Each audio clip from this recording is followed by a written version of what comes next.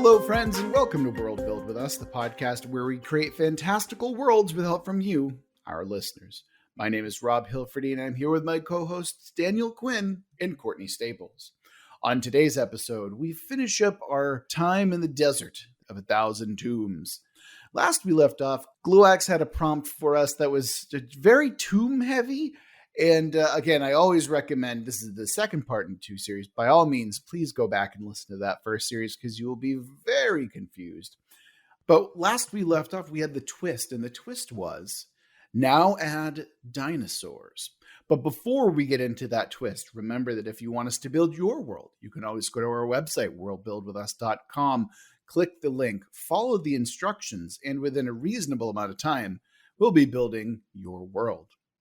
If you want to follow us on social media, we're over on Twitter at Let's Worldbuild. If you want to come join our Discord, there's a link for that in the description. Come chat with us.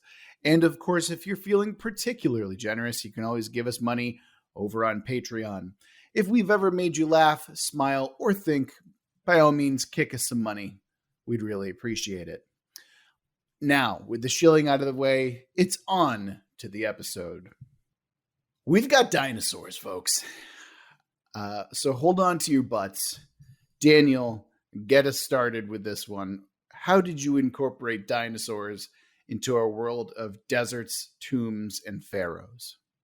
I love dinosaurs, of course, although, as I may have said before, my education in dinosaurs ends strictly with them being flesh and not having feathers. So Jurassic Park 1. After that, I don't care. I don't need to know anything more about dinosaurs. My education is complete. But that being said, Daniel I think, chooses ignorance in this matter. Yes. Yep. It's the correct. I think it's the correct choice given the stupidity of reality. You are no different than a Christian fundamentalist right now. I hope you understand that.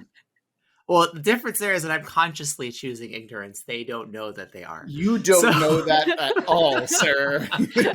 So, my thoughts are obviously I don't think we should have actual dinosaurs because I think that's dumb. Oh, really? But what I think is because I definitely added some. Yeah, same. What I think is that they should be in some way fundamental to the setting. So my thought was, I think the cataclysm that occurred either is a result of these things or has something fundamentally to do with them. So when I thought dinosaurs, I thought perhaps there are these giant hulking things that have, I don't know, maybe there are dinosaurs, but they have stripped the earth of its resources and they still roam the land. And in my mind, I had pictured some kind of like gas guzzling monstrous machine like dinosaur things. I don't really care what they actually are, but I think what I'm interested in is like how that they're roaming the earth, continuing to strip it, and whatever they're doing has created these deserts. Are you suggesting some kind of a Dinopocalypse? Yes, I am. Or perhaps for the old heads, maybe a dino crisis, maybe something like that. I really appreciate that. Like, I love the idea that perhaps out of hubris, these things were introduced to an ecosystem that just could not, maintain their diet. And so now they're rooting around the empty wastes, in a land that was perhaps once lush. Yeah, it's exactly what I'm picturing. And I don't know, I for some reason I had a vision of, that stupid robot spider from the Wild West movie with yes, with of course I do. I was like, okay, but dinosaur shaped, So you want Truckosaurus then? Yeah, like steaming fire machines. Exactly. Wait, Daniel, surely you know Truckosaurus. You grew up in Florida. You must have seen that on TV all the time. I hate Florida and refuse to acknowledge its existence. So I don't know. So you're just okay. That's fine. Anyway, Courtney, what do you think about this? Since I interrupted your thoughts. No. Definitely interesting. I had gone the route of literal dinosaurs, but I think it can still all work. And I do like the idea of them being like some sort of invasive species. That's pretty cool. All right, so why don't you transition us over to your real ass dinosaurs? How many feathers do they have, and what do they look like? God damn it! Well, I didn't define any feathers, so we can pretend that they don't have feathers. But oh, mine definitely do. So I hate mine both was of you. just that love you, Daniel. Mine was just that dinosaurs are part of why the outside world is so dangerous. That when the apocalypse happened, whatever it was, these dinosaurs that had been relegated to desert climates were able to spread out and grow in population and kind of take over. Interesting. I think that'll work pretty well with what I want to do, which is I wanted certain dinosaurs to be held as like an exalted pet to the pharaoh. And in this regard, there were several of them that were buried as what are essentially tomb guardians. And so I wanted to also introduce, I mean, we already have pharaohs, right? Who are these like undead dryad monstrosities. I was like, why don't we just add some mummy dinosaurs as tomb guardians to this whole mix? And so that's what my reconciliation with the twist is as well. I like that. That's fun. And it kind of gives them the status as like similar to cats in ancient Egypt, where they were these like sacred animals, but they're dinosaurs. I like the tomb guardians. Yeah. I think there's a way to merge all of these, because it seems like we want them to be like a semi-organism. We want them to be protectors of tombs at some point, and they have caused some kind of ecological collapse. But I think that can all work. Mm-hmm. Right.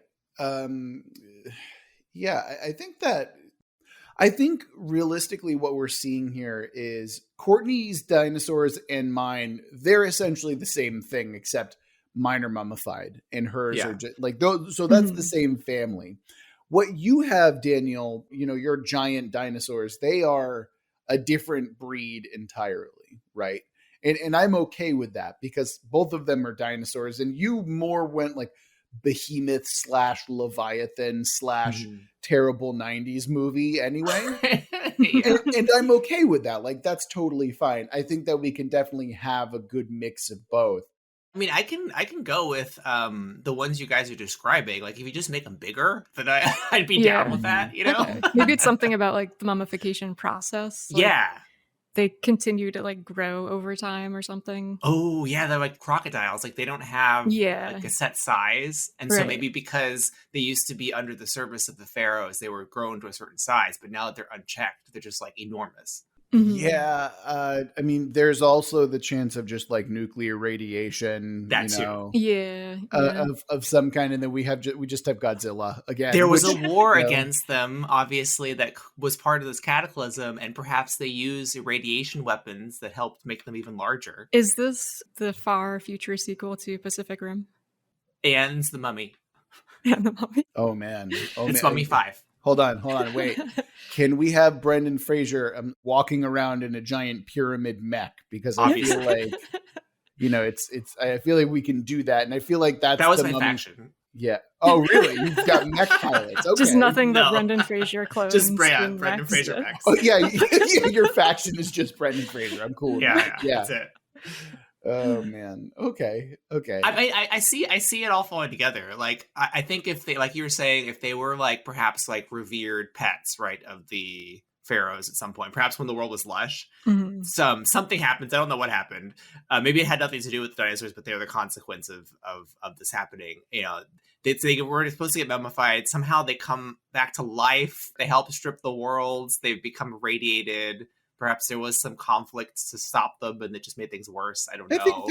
I think there's an apt metaphor in there for the dinosaurs kind of representing the pharaoh's unsustainable greed as well. Because it's like, once this thing started getting big enough and it started eating, the pharaoh was like, we want that. We want that, and it became unsustainable. And then the economy collapsed because it's completely. I'm sorry. Anyway, so that's kind of what I'm getting at. I think that totally works for what we're looking with here. Yeah, they're basically like what the pharaohs would be if they weren't rooted into the ground.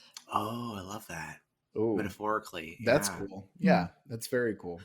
One question is, what is there a relationship between these creatures and how they function and the creation of the way that the biomes work? Because we have the whole cycle of people being sacrificed into the biomes. Like, how do the dinosaurs factor into this? Oh, they don't. I feel like they should be related in some way. Okay, hold on. Wait. I think I have a way to square this, right? Because from kind of the lore that we're establishing here, the dinosaurs are essentially tomb guardians, which means that they're buried with the pharaoh when these tombs are constructed. Mm-hmm. So why don't we just have them be part of the ritual wherein you need like a dinosaur heart in order to create a new biome, along with one of those, like human sacrifices as well. Like, I think adding them as like an important part would be kind of interesting, but I'm also open to other suggestions. So, Courtney, what do you think? It's definitely an interesting idea. Maybe it's like a sacrifice of the dinosaurs needed to create a fully new biome, but just the family members needed to kind of strengthen existing ones. Yeah, but I can dig that. Yeah, but I was also thinking that there was a facet in the original prompt that talked about like these like kind of slave class underling relatives of the pharaohs who are sacrificed. They are protected in some way from the outside world, so maybe like something links them to the dinosaurs so the dinosaurs won't attack them when they're in the outside. Oh, I like that. Like they're left alone. Oh yeah, that makes I like that. I question the dinosaur part sacrifice only because it kind of takes away from the people being sacrificed, and also that's a good point. Yeah, and the dinosaurs are kind of like this outside thing that are scary. But I think that they should be intimately related to the biome in some way. I'm so sure that is. But I like the idea of the people being unharmed by the dinosaurs, were able to interact with them without, fear. So maybe then like the dinosaurs were at some point an integral part of the biome in the past. And maybe, like that would make sense that those slaves, sacrificial people could interface with them without being killed instantly. You had brought up in your twist description, Daniel, that like somehow they were like mechanical or constructed beings. What if not so much mechanical, but like they have literally had part of the biome grown into them? Yeah. So like they're part like tree or part rock. Oh, I like got that. like stuff they're jutting part out tomb. of them. They're exactly. mobile mausoleums, essentially. Yeah. I love that, because then it also works with what you guys were trying to construct them as living organisms. So or they used to be. So maybe they're like, grown in some way, like the tombs are. Maybe these mobile mausoleums are emissaries of the one true pharaoh that we were kind of talking about last episode. Oh. Because they're the ones who are able to walk the deserts without, being messed with. And that's because they're walking around in giant tombs that are also part dinosaur. Like, that totally makes sense to me.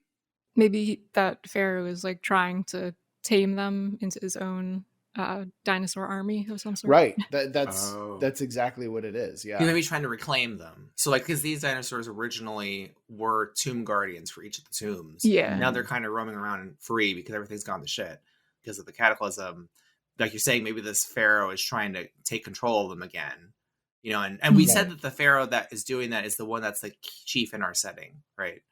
Right. Yeah, or he's like fully kind of awoken, or like he's able to move around now.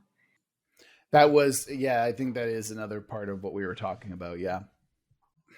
I think that we need to move on a little bit in order to kind of figure out the rest of the ecosystem that we're dealing with here. How do y'all feel about that?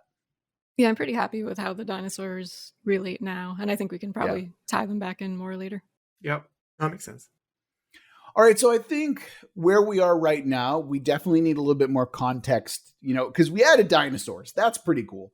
But I think adding context will help make those dinosaurs make sense in the greater scheme of things. And I want to go first here because I feel like with our faction, we're introducing our own tombs and our own pharaohs, right? Which, very cool idea.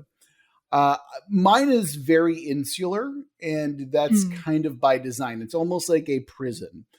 I wanted to introduce to you my pharaoh and my tomb. Now, I was approaching this in a way that one, there's a trope that I really love, which is the hidden genius, which is essentially someone who acts really dumb, who acts like, or perhaps acts as though they are, not mentally capable, but are secretly like kind of pulling the strings behind everything. And I thought about that and I'm like, okay, this is the type of person who's going to have a spy network or a deep network of information.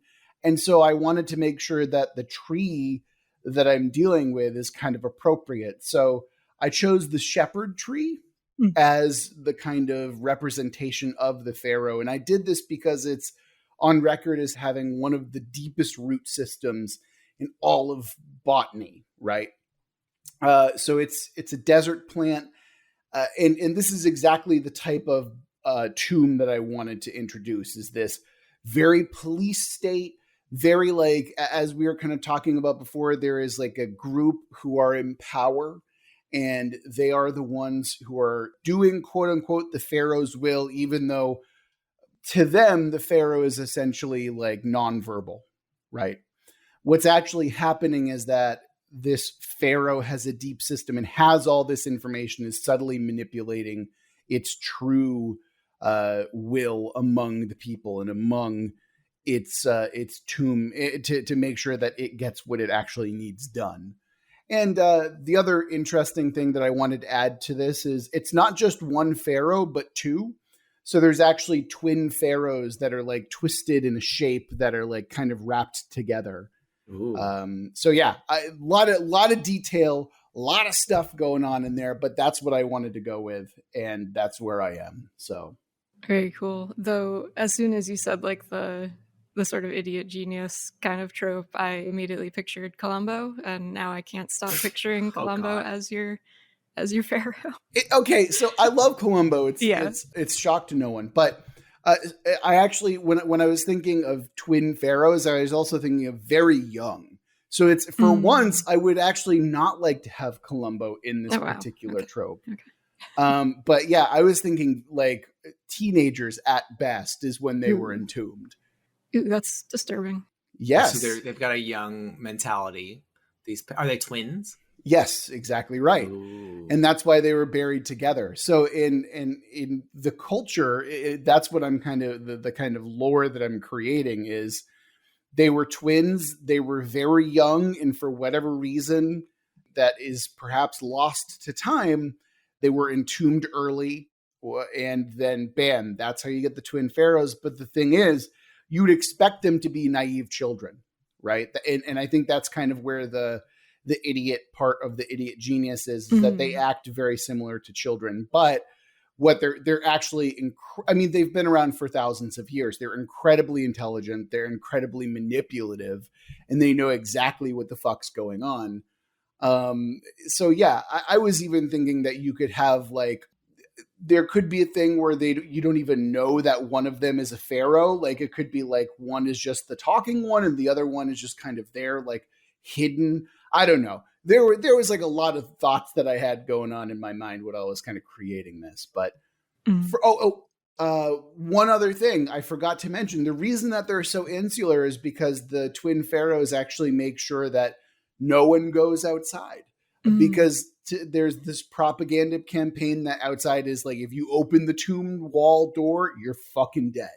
So like, this is one of the few communities that has very, very, very little communication with the outside world. And that's why I wanted to go first, because again, insular community. I really like the roots that you were describing, with specifically the tree you selected. I'm picturing like the exterior of this tomb is so enwrapped with these roots that it's like hard to tell that it's even a tomb. Perhaps in the desert you encounter this thing and it's like this horrible bramble and you don't realize it's just like the roots of the pharaoh from within. Should be pretty fucked up. I think it might be kind of interesting to do a lot more with like verticality in the tomb as well, because if you're just following the root system in this thing, I mean, in the real world, this thing has grown to have like 223 feet deep, which for a root system is remarkably deep for roots. You know? That's enormous. Yeah. So like I think you could play with verticality of the tomb as well. I think that'd be kind of fun. And it would also mean that to get to the actual tomb, perhaps they have to go far deeper, right? Like, I don't know if you want to go up, but it in terms of verticality, but like, it would mean that they're really insular, like literally insular. Yeah. Like, to get to them, they're beyond this pathway of roots. As soon as I think about it, I think what might also be really interesting is this idea that their roots pierce the tomb itself, so it goes even further out. Yeah. So that might be really interesting in that they have ears on the outside world, so maybe they're getting information that no one else is privy to.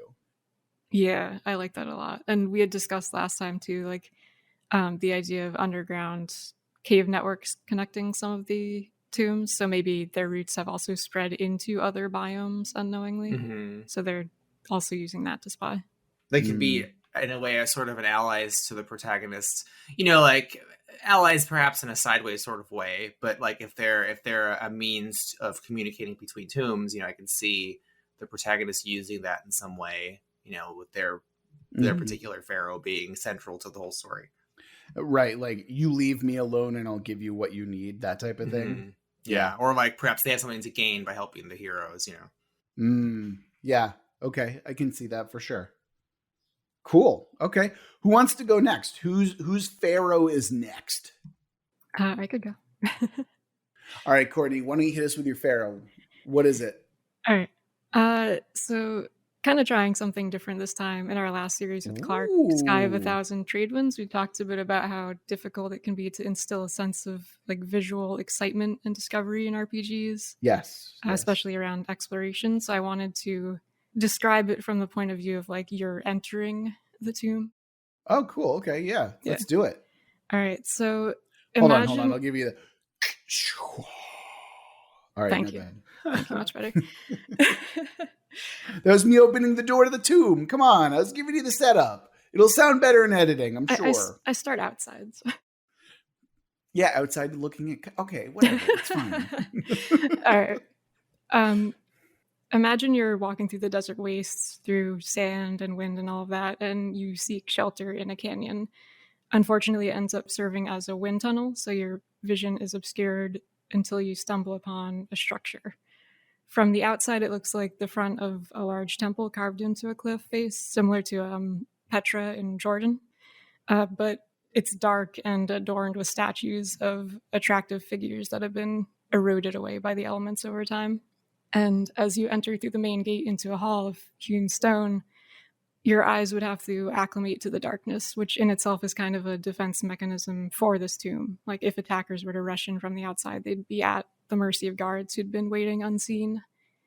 And as you walk deeper in, you'd notice the air changing from the harsh dryness of the desert to more humid, more earthy.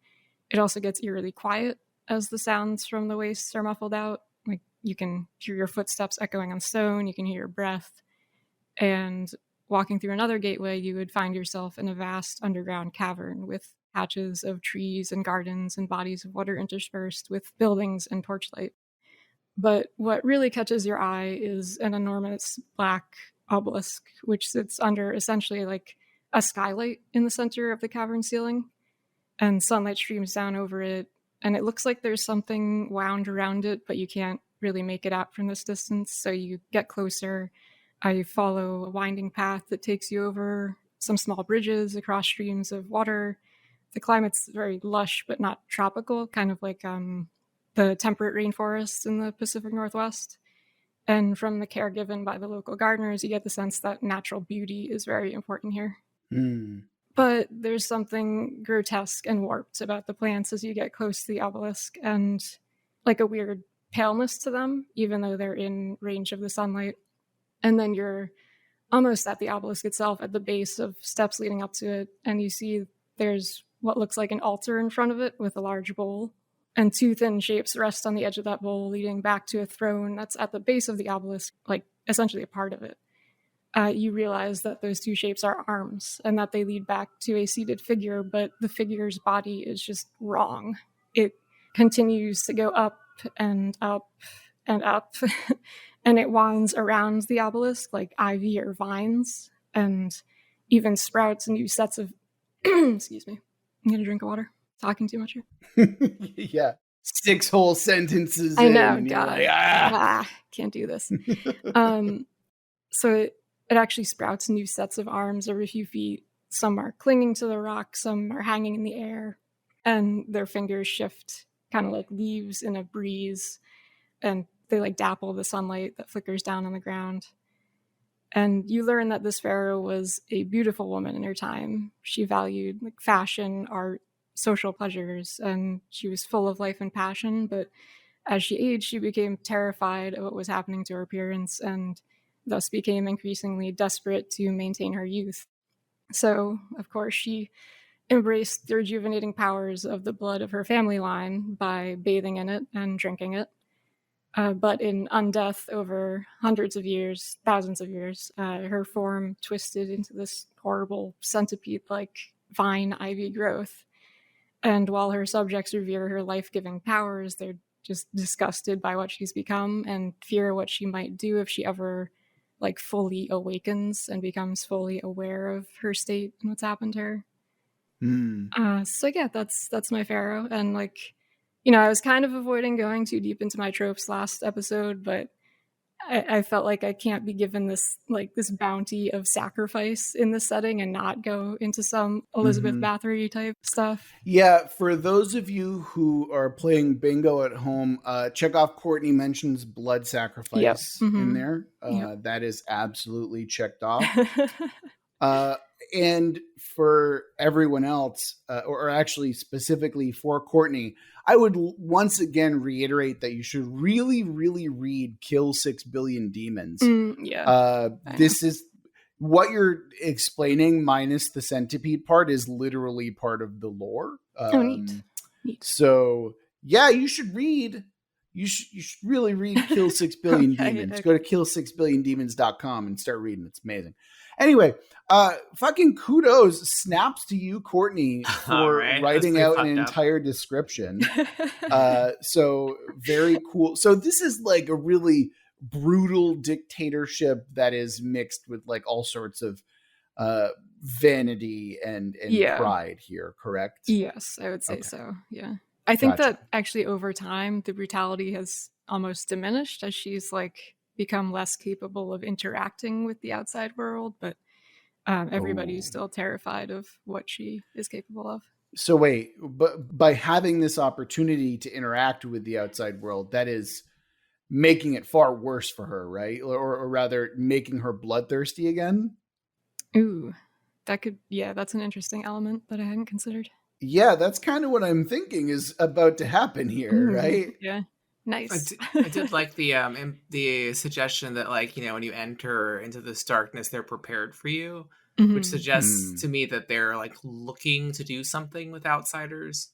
Yeah. I think it's a trap on purpose. Yeah. It could partially even be related to her vanity. Like they want to control who gets to see her in the state that she's in. Interesting. But I do like the idea that it's like it's turned into a paranoia and a searching for something coming to her. I mean, is she trying to improve her physicality, you know, and choosing specimens to add to herself? You know, it's like the most beautiful can witness her, but then they become part of her. Ooh, that's a really cool idea. Yeah, because in spoilers for Kill 6 Billion Demons, what happens there is that they need the blood in order, because otherwise they age really rapidly and start decaying physically. But I kind of like Daniel's idea more here with what we're dealing with. Yeah, that's a cool idea. And it's agreed.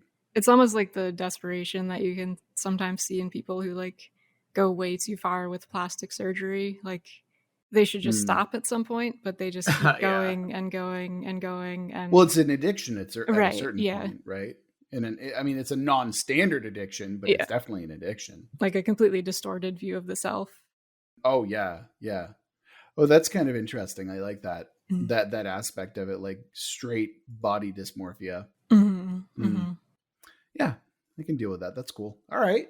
What's the vibe of the city like? Is it just like hushed tones? Yeah, I was like picturing it as being a relatively quiet place. Like nobody wants to disturb her, essentially. So it's become this like very hushed, like quiet conversations being held. People kind of going about their day quietly, tending to the forests and the gardens and all of that. Can we make the people like remarkably focused on like the aesthetics of the garden. Like that's more important to them than pretty much anything else. Is that something that is interesting? Yeah, like kind of like obsessive, like bonsai tenders. Exactly. Yeah. Exactly right. Yeah. Mm-hmm. I think that'd be really cool. Yeah, like if you were to travel in and like be probably escorted by guards, you would see people working around, but they would like not even glance at you. They would just be so focused on their work. Until, or like imagine if someone hears like a crack of like a bonsai tree and then everyone's head turns all at once and it's like, oh, you done fucked up. A twig snaps and everybody's like, what the fuck did you just do? Yeah, exactly. Yeah. It's very episode of Star Trek, I forget which one it is, the one where they fucking Wesley goes down on the planet and like, I don't know, falls into a bush or something, and they're like, oh, gotta kill him, you broke the rules, now you die. Gotcha. This is way back, but I remember flavor text from Magic the Gathering, which is one of my favorites. Like, actually, it's like it's for Llanowar elves, and the flavor text is along the lines of, for every broken twig, a broken bone for intruders upon their land. I'm like, that's the first time I've ever thought of an elf as cool, you know? Like, yeah, I love that. I think I remember seeing that flavor text too, and like it was one of the few that stood out to me as really cool. Yeah, I'll fight you on that. I think most flavor text, well, not most, but a large portion of flavor text for Magic the Gathering is quite awesome. Yeah. Anyway, Daniel, you need to tell us about your pharaoh. So I don't have a long flavor text for this one. That's fine. That's fine. Which is amazing because that's our first. I think that was fantastic. Yes. So I don't think that we should pass over that as quickly exactly. as we should, but I was very enraptured as I wandered into that horrible tomb and then was subjected to grotesquerie. I agreed. I was expecting it, but I'm like, cool. I'm here for it. You know what I mean? Nice, thank you. Yeah, I kept having these like images in my head as I was kind of writing a summary, and I was like, fuck it, I should just write the whole thing. Yeah. I am picturing a pharaoh whose tomb was actually destroyed, and so they have been extracted from it, and they've built some kind of vehicle around the pharaoh that I obviously pictured, just because this is a desert, I pictured some kind of worm, or which I don't really want to do that because I feel like dunes and worms just too tedious, but some sort of vehicle that travels in the desert. And the new biome has been structured around this pharaoh at the heart of it. And the people who live there, those that survived, what they do to survive now is maraud and attack others who travel through the desert to gather the resources to keep their biome functioning. And so they're kind of dreaded because this tomb, quote unquote, moves around, since it's not really a tomb anymore. It's the fragment of one that possesses this pharaoh. It's been structured around, basically. So that's the gist of it. Culturally, I didn't really have anything set in stone because I'm open to anything, but I just imagine them being some kind of long structure that can go under the desert in the sands. I'm glad you specified long structure because I immediately pictured the giant Wild West spider that you had mentioned before. Yeah, I'm picturing something worm-like rather than a massive behemoth, you know? Okay, I got or submarine-like, but picturing in the desert, in the desert itself. Okay. I'm still going to picture it as the giant spider from Wild West. I definitely want it to be underground. Like, it's hard to find it because it lives beneath the sands. Can we make it a sand squid? Ooh, that would be cool. Like a Matrix-y sort of thing.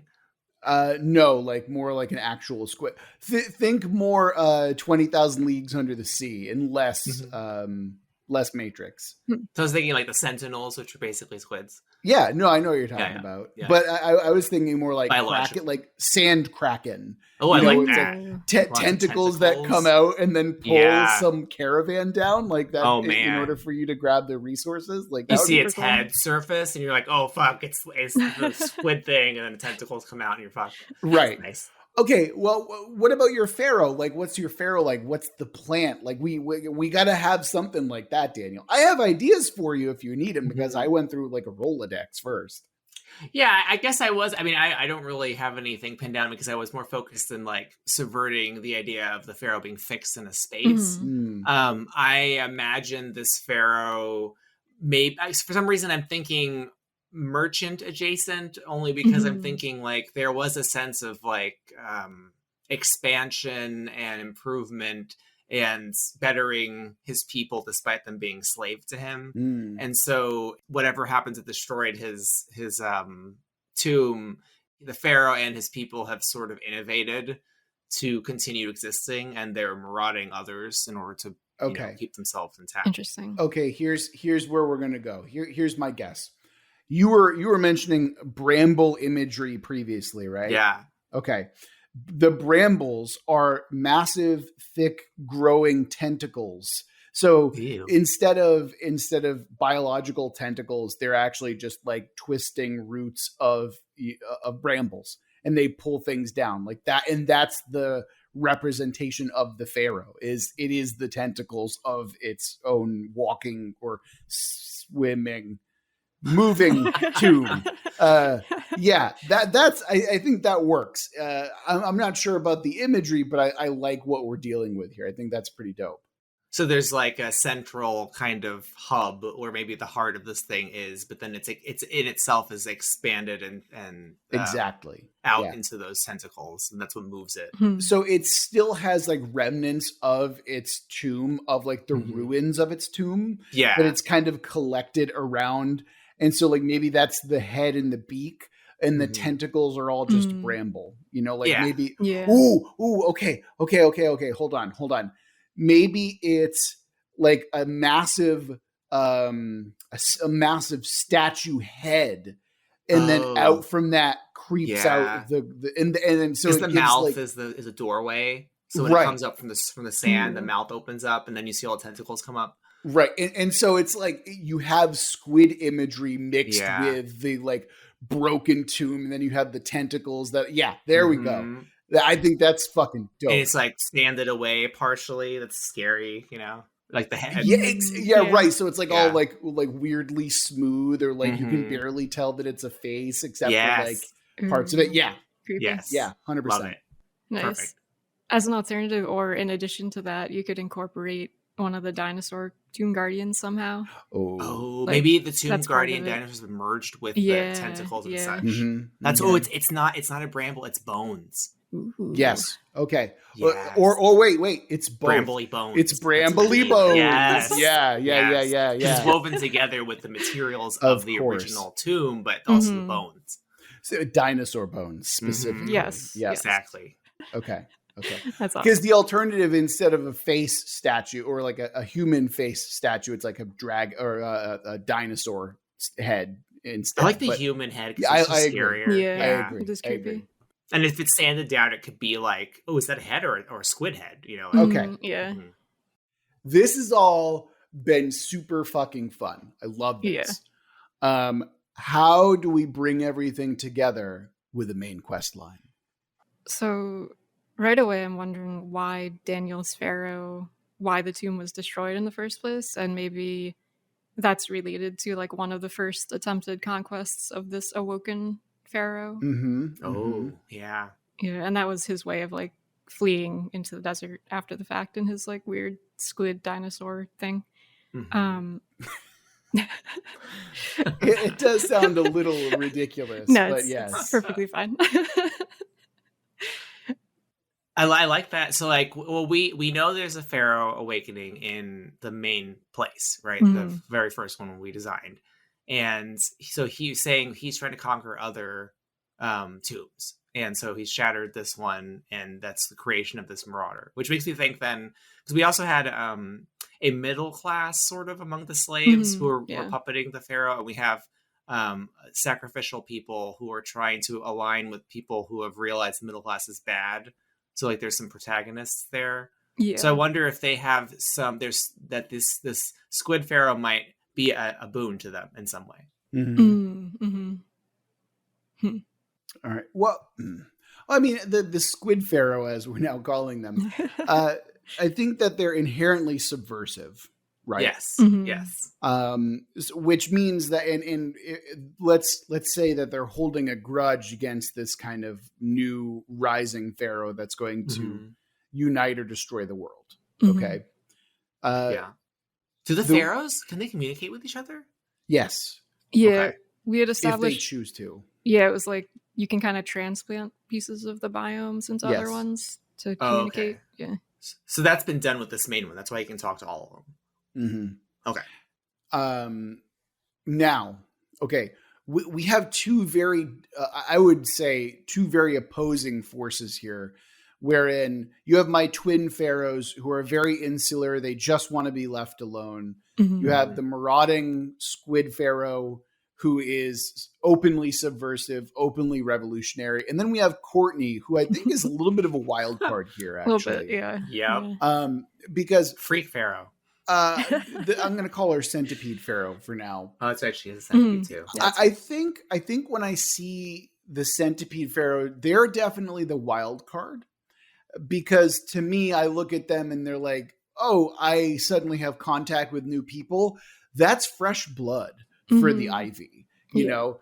And whether that means that you can recruit them against the new rising pharaoh, or the new pharaoh offers like, hey, I'll just give you people. It's fine, you know? I suppose that kind of puts the questions like, what is the mental state of the Centipede Pharaoh like? Probably not super great. I imagine that she would be much more likely to align with the this like ultra pharaoh who's conquering stuff than with some like random marauding squid weirdo, and would probably be very likely to betray others to gain the favor of this like very powerful awakened pharaoh. We also have to keep in mind that within the key, like what do we call the main pharaohs? I think we said ultra pharaoh. Within ultra pharaoh's world, that he is a villain, but the real villain are the people who are puppeting him. So we have to distinguish between what does ultra pharaoh want versus what is the evil middle. What are we going to call the evil middle class? What do they want? The ones puppeting ultra pharaoh, because they there's two interests there, and so whatever Centipede Pharaoh, if she's aligning with ultra pharaoh, it may be for reasons separate than whatever the evil middle class actually wants. Okay, here's what I'm thinking. Ultra pharaoh, and I'm going to call the middle class high priests for now, because they're much easier. It kind of works, Mm-hmm. right? Yeah. Okay, so what the ultra pharaoh wants is ascension into genuine godhood, right? Where they are now, they're kind of like in this weird, unnatural state of unlife. And so what they hope to find and what they see, so they see their own immortality, undead immortality, as like the pupal phase or the larval phase. I don't really know bugs very well, but it's the transitory phase to genuine ascension into godhood. And so they've gone kind of mad with this concept that they need to metamorphosize into something greater. The high priests just want power. They probably want to scrape out the tombs of every other, like pharaoh, and just use them for what they are, as material and resources, right? So keep their tomb like functioning better. Exactly. And so like they're willing to pay homage and service, be like, yeah, you'll ascend to godhood. Yeah, we'll, but it's a convenient excuse for them to rip the pharaohs out of their tombs and like subjugate them to the ultra pharaoh, right? Which explains why they broke the tomb of the squid pharaoh. Right, even though the juicy bits got away. Yeah. Or maybe part of it got away. Maybe they got half of him or something. That could be cool. Oh, that's actually like kind that. of terrifying. That's why he can be mobile now, is because he's not fully a pharaoh, really. Interesting. Yeah. Okay. But continue. Well, no, that was pretty much it. I mean, I love that. They're most in it for just pure and simple power and expansion. But it's simple, which I think is key. Right. Which I mean, when you have squid pharaohs and like all these other complex things, sometimes the best way to do things is to keep it real simple. Yeah. And that's kind of where I'm thinking right now. It's not world domination necessarily, like, but it is regional domination. It's simple, I would say. Right? Yeah. And I think it works with just how things tend to actually function in a society. Like if you have this really powerful figurehead and he's surrounded by yes men who agree with everything and encourage him to follow his ridiculous like ideas, but they're the ones who are actually like making the actual decisions and trying to get power for themselves. Oh, they're encouraging his ascension into godhood. Yeah, that's certainly what they're, because it facilitates their own ambitions. Right. I mean, I would imagine that they even like pushed him into that idea in the first place. You know, it's like where you are now, you're rooted in the earth. Don't you want to ascend into true godhood? You are deserving, blah, blah, blah, blah, blah. You know, like whatever honeyed words they need to get him up and mobile. Yeah. So if we were to give the high priests a embodiment, it's either a single high priest or a group of them that are the real villains. You've got the ultra pharaoh that's a major villain. Then the question with the protagonists, like I'm seeing someone from the slave sacrificial class and someone from the high priest class collaborating for some reason, realizing the truth of the situation and having to make allies, which would be interesting in that maybe they can't trust Centipede Pharaoh, right? Because she does her own thing. Yeah. You know, they can't really trust Squid Pharaoh, but he seems to want what they want. So they have to rely on each other. They can't rely on forces outside of themselves. I think when it comes to Centipede Pharaoh, when I look at them, they're the type of enemy who's predictable, right? Like they are incredibly dangerous and violent, but predictably so. Like they're the type of folks who you can rely on them backstabbing you and you can plan for the backstab, you know, like that type of thing. Yeah. So I think that there is some use. However, I think the people who would recognize that are probably the folks in the Twin Pharaohs, you know? Oh, right. I forgot about the Twin Pharaohs. I feel like the Twin Pharaohs might be the best allies that they would have, because although the Twin Pharaohs seem to be very open about what they want, and I feel like more reasonable than, say, any of the other ones.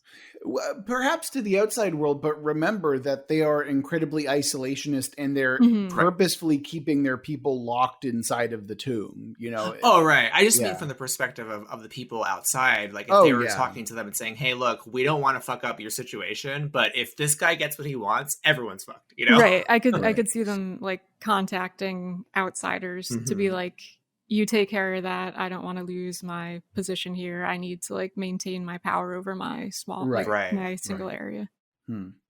Which is cool because then they kind of have two-ish allies, right? And they have two-ish enemies because there's obviously Ultra Pharaoh and there's the Centipede Pharaoh who can't really be trusted. It gives them some dynamism. And then, of course, the high priest that they're operating under, they have to hide from them because if they're found out, you're the next one to get sacrificed, and they'll probably just kill the high priest who's betraying their own order. Right. Yeah. I think what we've established here is a remarkably complex board game.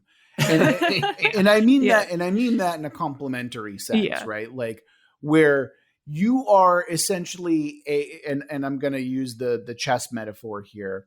You're essentially a pawn, and or let's say you're a little bit bigger than that, right? Let's say that you're a knight, right? And as a knight, you have to figure out your way to maneuver through these game board pieces without getting sacrificed. And I think that it's basically you're trying to play 4 games of chess on the same board all at the same time, and you're just trying to fucking live. You know, like that's kind of the way that I'm approaching it. Now, what I think might be interesting here is like, how bombastic do we want to go with this main quest line? Is this something where we're going to fight against this the Ultra Pharaoh, or is this something like, are there smaller stakes involved? Where on the scale are we interested in focusing on here? It feels incremental to me. How so? So like it feels like they have to take small steps, almost like I'm thinking like Dune in scope, in the sense that the whole story could be about one small step towards a generational change. So like this story, we achieve one thing and that puts in place, you know, in the next generation, setting up the dominoes, right? So it's not the bombastic giant quest. It's more intimate and small and political, and it's setting the stage for a larger stakes down the line, which may not be part of the story. So it's a legacy board game, is what you're saying? Yes, it's a legacy board game. That's a perfect analogy. You know what I'm kind of imagining this to be? Okay, so remember Mad Max Fury Road? Obviously, yeah. Yeah. Well, yeah. Okay. In that, you had those very distinctive cultures, like this is Gasoline Town, this is Bulletville, or whatever the fuck it was, you know? But like they all had functions that were important and they had to work together, even though they were like vicious monsters and warlords, right? Mm-hmm. That's kind of how I'm seeing these pharaohs right now, is that, you know, and so what's the generational shift that we can expect or that we want to see? No, I think that makes sense, because it's like, you know, like even in Mad Max, right? They did have a revolution in the end, but it wasn't like the world was healed, you know? Right. Yeah. You know, it was a switching of power, you know, between leaders. Right. So what does the shift in power look like in our world? I think that is actually a really interesting thing that we can do, where it's not changing the world like in an ultra mega powerful way, but it's shifting power in a significant way where things are changing. I have an image when you say that comes to mind. I picture the high priest who's aligning with the sacrificial character, like who's lowly. Maybe it's a career to become the high priest, you know, so he can actually influence the Ultra Pharaoh, and that's part of what must be achieved, you know. Interesting. Another shift that I can see happening is the twin pharaohs stop becoming so isolated, right? Maybe they see an opportunity to power grab in some way, although I'm not sure how necessarily. Maybe there's some way to open that clam up and like have those people exposed to the outside world for the first time. Interesting. We had talked about last time about how, or the potential for the idea that like the pharaohs, if they were to be killed, that would allow for the wasteland to actually be like re-terraformed. So maybe something happens where one of them is killed, and that signals an immediate shift in the high priest class and the slave class learning that that's the case. That will happen if they were to actually kill a pharaoh, which kind of revs up the gears towards an actual revolution. Oh, you're saying killing a pharaoh is a doorway to renewing the earth? Yeah, and I'm especially picturing the centipede one being like the first pharaoh that's killed in that way, because she's just like crazy.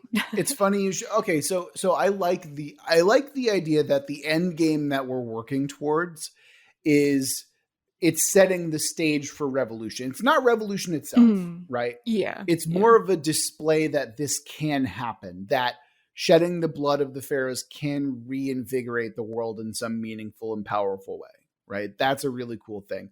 How do we get there? Let's work backwards from there, I suppose, right? How do we kill the centipede? An alternative that would also bring the twins more to the outside world is if one of the twins is killed. I was thinking that as well. Yeah, leaving the other one to realize that they have to be more active in what's going on because they're at risk. Right, but if one of the twins is killed, that kind of takes away the power from the centipede pharaoh's death, because if one of them dies, then they'll see that, oh, well, you know, that will reinvigorate the world in some way. So like, who do we want to give spotlight to, I suppose, is the question here.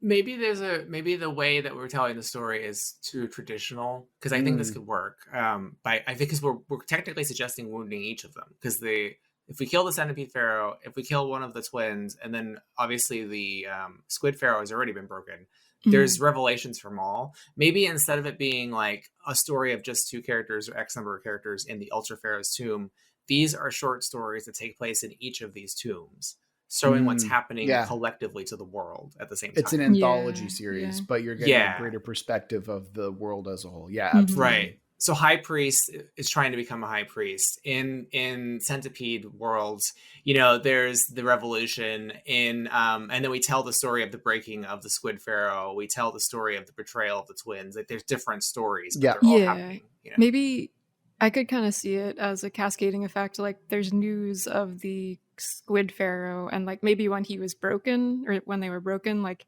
something about that process kind of reinvigorated the earth around their tomb. Yeah. And then maybe one of the twins is killed, and that partially reinvigorates things and pushes the other twin to reach out.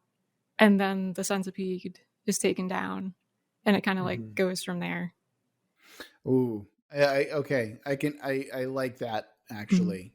I'm thinking of the twins, and like one of them dies, and like the only thing that's been keeping them so isolated is, you know, like their company. Right. And so now that this pharaoh is experiencing loneliness for the first time, they're like, all right, let's reach out. We can finally do it. Yeah. You know, like I like breaking it down to such a simple emotion as like that anyone can really understand is like, well, you know, and of course in the writing, it's not going to come off that way. It's going to come off as some like calculated maneuver, but in reality, in the quiet chambers by themselves, it's like I was just lonely. I missed, you know, like the conversations that I could have with my twin, you know, that type of thing. Yeah. So how the fuck do we kill the centipede? Is that the story of overt revolution then? I could see that. Like maybe the high priest class gets wind that she's trying to align with the ultra pharaoh.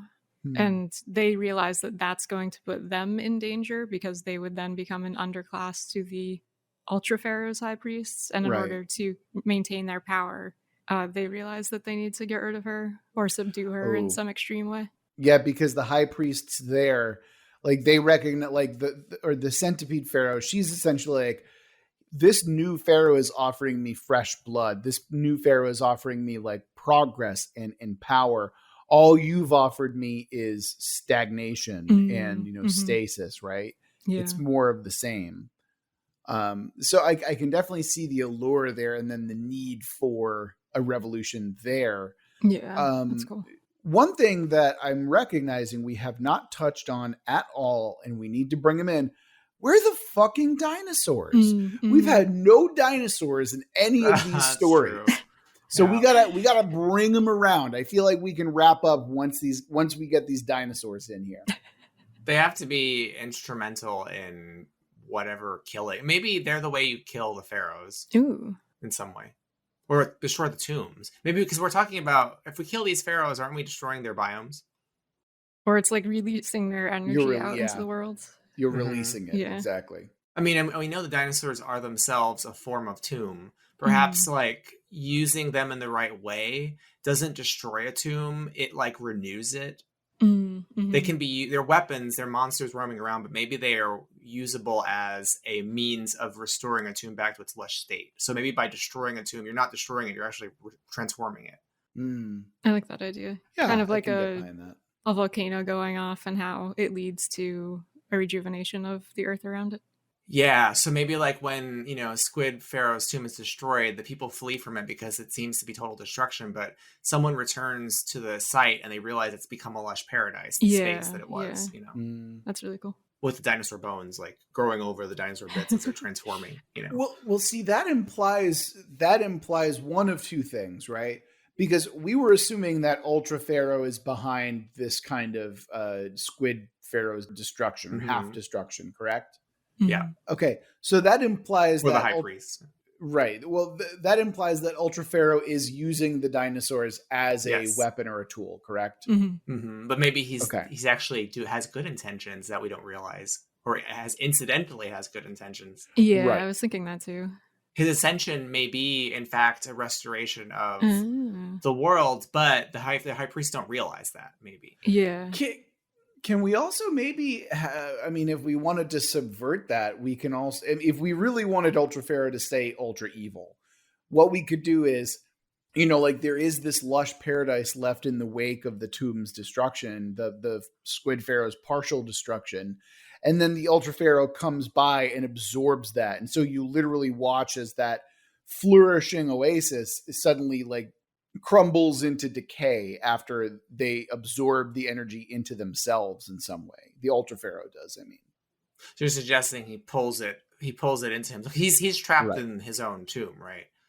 Correct. Yeah. So maybe it's some kind of like a druidic kind of like leech from the roots type situation. Yeah. And then maybe where he is becomes more lush inside their own tomb. Their biome becomes more lush as a result of him sapping it away, because he controls these dinosaurs. So that's why. Right. Yeah. I mean, that works. That works to me. I don't know. Yeah. Okay. We've told a very sprawling epic fantasy here with this one. I was expecting the series to be a lot more claustrophobic than it ended up being. I'll tell you that. Yeah, I guess that would have made sense with tombs and stuff, but yeah. Interesting. All right. Well, anything else that we want to add before we wrap up? I guess as an alternative to like keep the Ultra Pharaoh from being ultra evil, like Daniel is saying, you could decide instead to have him actually be seeking the restoration of the planet, like you suggested, Daniel, and like his ultimate goal is to like undo the other biomes and then kind of sacrifice himself and create one great biome, which is the world. Yeah, I like that because it separates the high priest's goals from his. Like the Ultra Pharaoh has been fed all these propaganda and lies, right? And the high priest he believes it. Perhaps he's smarter than that. Yeah, and that's his long-term plan. So now you have, and maybe the characters have to discover that and then find a way to help him. Oh, interesting. Yeah, that could be cool. And it ties back in with the theme of like sacrifice around the setting. If everybody's just got to sacrifice themselves, pretty much. Yeah, that's a good point. That's your bread and butter, Courtney. Yeah. I think Gluax made this for you. Pretty much, yeah. It feels tailor-made. Yeah. It does.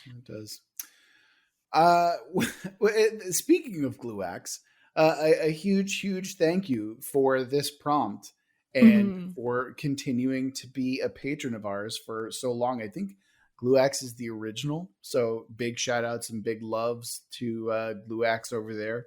Remember that if you want us to build your world, you can always go to our website, worldbuildwithus.com, where you can click on the link, follow the instructions, and in a reasonable amount of time, we'll be building your world like we did with Gluax today. If you want to follow us on social media, we're over on Twitter at Let's Worldbuild. The Discord that you want to come hang out and chat with us in is going to be in the description for you or on the website. And of course, if you're feeling particularly generous or just want access to our sweet patron-only episodes, you can give us money over on Patreon with the link for that in the description. That'll do it for this episode of World Build with Us. Remember that we love you very much, and we're going to get through this together. Until next week.